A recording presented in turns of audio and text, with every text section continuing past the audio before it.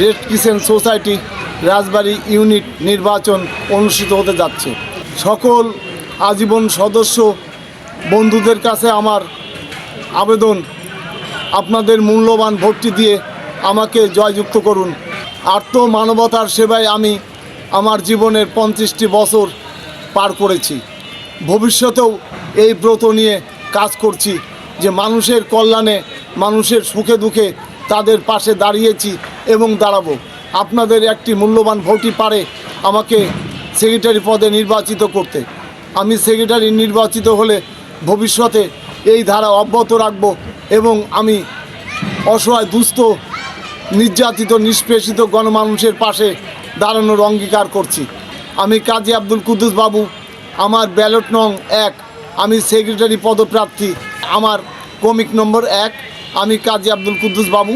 আপনারা আপনাদের মূল্যবান ভোটটি দিয়ে আমাকে জয়যুক্ত করবেন।